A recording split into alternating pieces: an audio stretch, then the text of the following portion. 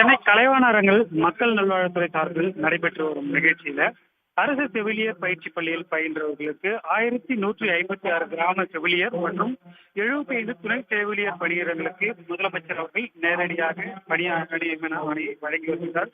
குறிப்பாக தமிழ்நாடு முழுவதும் கிராமப்புறங்களில் 5000 மக்கள் தொகைக்கு ஒரு துணை சுகாதார நிலையங்கள் மற்றும் நகர்ப்புறங்களில் 1000 மக்கள் தொகைக்கு ஒரு துணை சுகாதார நிலையம் என்ற அடிப்படையில் இயங்கி வருகிறது.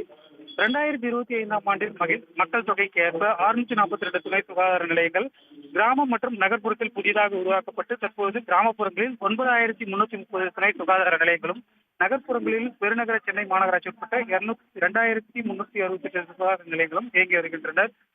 கிராமப்புற சுகாதார நிலையங்களை பொறுத்த வரைக்கும் உச்சநீதிமன்ற வழக்கில் தடையாணை காரணமாக துணை சுகாதார நிலையங்கள் மற்றும் ஆரம்ப சுகாதார நிலையங்கள் காலியாக இருந்த செவிலியர் பணிகள் நிரப்பப்படாமல் இருந்தது. முக்கியத்துவம் வாய்ந்த பணிகளை மேற்கொள்ளும் இந்த செவிலியர் பணியிடங்களை நிரப்புவதற்காக உச்சநீதிமன்றத்தில் இருந்த வழக்கை தமிழ்நாடு அரசு சார்பில் விரைவுபடுத்தப்பட்டு அவர்களுக்கு பணி வழங்கும் நடவடிக்கையை அரசு மேற்கொண்டுள்ளது. அதன் அடிப்படையில் ஒட்டுமொத்தமாக 1237 பேருக்கு பணி நியமன ஆணையை முதலமைச்சர் வழங்கி கலைவாணர் 1231 பேரும் ஒன்றாக நிறுத்த வைக்கப்பட்டு ஒட்டுமொத்தமாக அவருடன் குழு புகைப்படம் எடுத்துக்கொண்டு முதலமைச்சர் அவர்கள் பணி ஆணையை வழங்கி வருகின்றார்.